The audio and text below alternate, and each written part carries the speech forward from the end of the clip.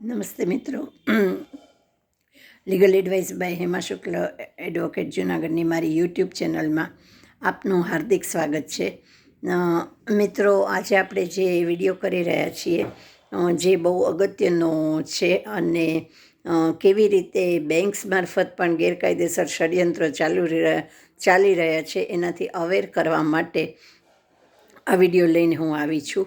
મિત્રો, સાધારણ રીતે જ્યારે પણ બેંક મારફત લોન કે ધિરાણ આપવામાં આવે છે તે વખતે લોન લેનાર પાસેથી એના પ્રોપર્ટીના ડોક્યુમેન્ટ જેની ઉપર આ લોન આપવામાં આવતી હોય, અગર ખેડૂતોને ધિરાણ આપવામાં આવતું હોય તો જમીનના 7/12 દાખલા વગેરે એની પાસેથી લઈ લેવામાં આવે છે સિક્યોરિટી રૂપે. હવે મિત્રો, પ્રોબ્લેમ એ થાય છે કે જે વખતે આ લોન પૂરી થઈ જાય છે કે ધિરાણની રકમ ભરાઈ જાય છે તે પછી આ પ્રોપર્ટી ઉપરાંત લોન લેનાર પાસેથી કોરા ચેક લેવામાં આવતા હોય છે. હવે આમ તો આ વાત જ છે એ ગેરકાયદેસર છે, કારણ કે તમે જે પ્રોપર્ટી ઉપર કે જે જમીન ઉપર લોન કે ધિરાણ આપતા હો એ જમીન કે એ મિલકત જો તમે બોજો કે ગીરોમાં રાખતા હો તો પછી એની અગેન્સ્ટમાં ચેક લેવાનું એટલે કે ડબલ ગીરો લેવાનું ક્યાંય આવતું જ નથી. એ જ ગેરકાયદેસર છે. પણ આવી લોન પૂરી થઈ ગયા પછી, ધિરાણ ભરાઈ ગયા પછી પણ એ ચેક જે છે એ પરત ગ્રાહકને આપવામાં આવતા નથી. બેન્કો સાથે નેગોશિએટ થયાથી બેન્કો એમ કહ્યું કે અમે એ ચેકોનો નાશ કરી દઈએ છીએ. પણ પહેલી વાત તો એ કે અમારે તમારી ઉપર ભરોસો શું કામ રાખવો, અને તમે ચેકનો નાશ કરો છો કે નહીં એ અમને ક્યાં ખબર છે ને કેવી રીતે ખબર પડે. અને નાશ જ કરવો હશે તો અમારા ચેકનો અમે નાશ કરશું. તમને એક વખત તમારી રકમ મળી ગઈ છે પછી એ ચેકો તમારી પાસે રાખવાનો કે તમને નાશ કરવાનો તમને અધિકાર કયો છે?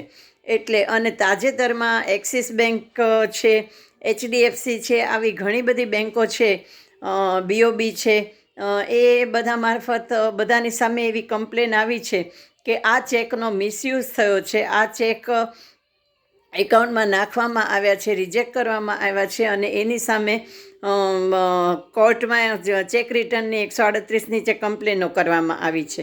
એવી પણ અમુક ફરિયાદો છે કે જેમાં ધિરાણ લોન લીધી જ ન હોય, એ બેંકમાં એકાઉન્ટ જ ન હોય અને છતાં પણ આવા કેસો કરવામાં આવ્યા છે કે આવી ફરિયાદો કરવામાં આવી છે. તો મિત્રો, આ એક બહુ સાવચેત અને સજાગ રહેવાની વાત છે એડવોકેટ મિત્રો માટે પણ અને લોન કે ધિરાણ લેનાર ખેડૂત મિત્રો કે સામાન્ય નાગરિકો માટે પણ, કે તમે જેની ઉપર લોન લો છો એ કે ધિરાણ લો છો એ પ્રોપર્ટી, એ ખેતીની જમીન, મકાન, દુકાન, વખાર જે કોઈ હોય એ દસ્તાવેજો ઓરિજિનલ તમારી પાસેથી લઈ લેવામાં આવતા હોય તો પહેલી વાત એ કે કોરા ચેક લેવાનો હક જ મળતો નથી.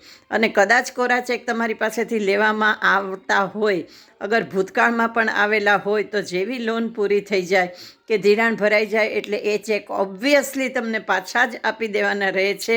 એનો બીજો કોઈ ઉપયોગ કરી શકાતો નથી કે એનાથી પોતાનાથી એ નાશ કરી શકાતા નથી. એટલે જ્યારે પણ આવી લોન ભરાઈ જાય ત્યારે એ ચેક અચૂકપણે પાછા માગી લો અને જો પાછા ન આપે તો એની સામે લીગલ એક્શન લો. અને ભવિષ્યમાં કદાચ પણ આ ચેકોનો મિસયુઝ થવાનો પૂરેપૂરો શક્યતા છે, જે હાલ થઈ રહ્યો છે. એટલે આને માટે તમને બધાને સાવચેત કરવા માટે આ વિડીયો લઈને હું આવી છું.